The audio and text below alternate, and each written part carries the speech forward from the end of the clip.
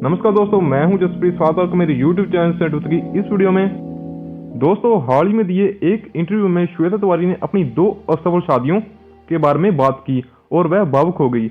उन्होंने बताया कि कैसे पहला पति राजा चौधरी बेटी पलक के सामने उन्हें मारता था और दूसरे पति ने उन्हें बर्बाद करने की धमकी दी थी।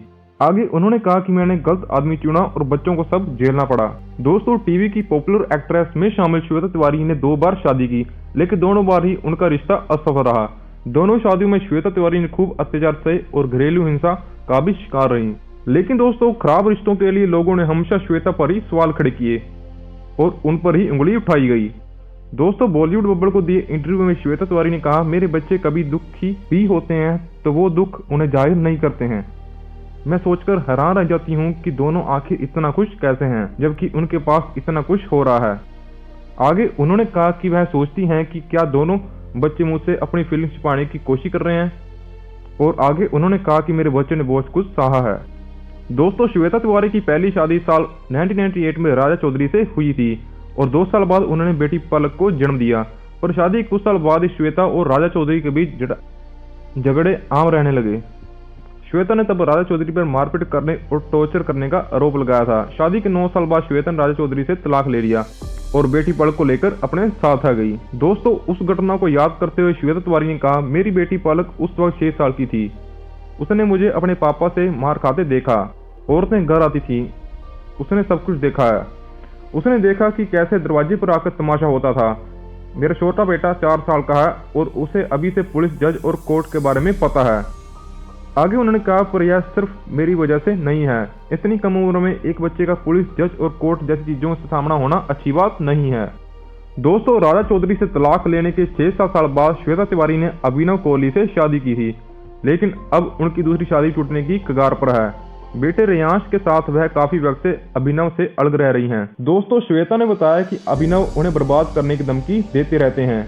वह बोली, मेरे घर की लॉबी में उन्होंने मुझसे कहा था कि एक और औरत की इमेज खराब करने में क्या लगता है, बस एक पोस्ट, सिर्फ एक पोस्ट और तुम बर्बाद हो जाओगी।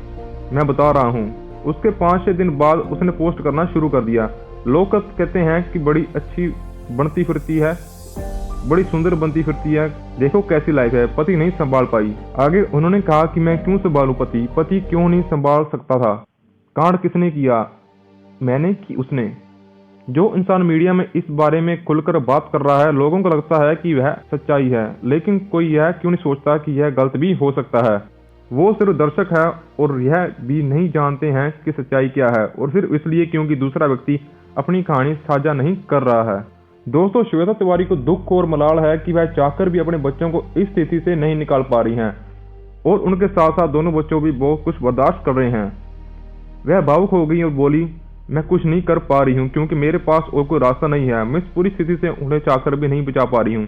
मैं कैसे करूँ? खुद को बचाने के लिए मेरे पास एक यही रास्ता है, एक अच्छी लाइफ पाने और इस पछड़े से बाहर आने के लिए मेरे पास एक यही रास्ता है। मैं जानती हूँ कि इस पछड़े में मेरे बच्चे सिर्फ मेरी वजह से हैं, क्योंकि मैंने गलत आदमी चुना।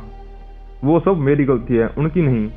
इतना होने के बावजूद दोनों बच्चों ने उनका साथ दिया और सभी काफी बहादुरी से सिचुएशन का सामना कर रहे हैं।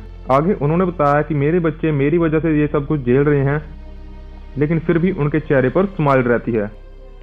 दोस्तों, अंत में श्वेता तिवारी ने फिर उन सभी महिलाओं से अपील की है जो अब्यूजिव रिलेशनशिप में है, घरेलू हिंसा का शिकार रही हैं या फिर रिश्ता टूटने की कगार पर है। उनसे वह बोली, अगर आप अब्यूजिव रिलेशनशिप में हैं तो अपने दम पर ही बच्चों की परवरिश करना सबसे सही फैसला है और आपको यह कदम उठाने की जरूरत है। मैं कोई आपका घर तोड़ने की कोशिश नहीं कर रही हूँ, बस बता रही हूँ कि अगर आपका रिश्ता खराब है तो मतलब आपका घर पहले से ही टूट चुका है। इससे पहले कि वह घर गिर पड़े, उससे पहले ही आप वहां से निकल आइए, कहीं ऐसा न हो कि वह बच्चों को भी दबा दे।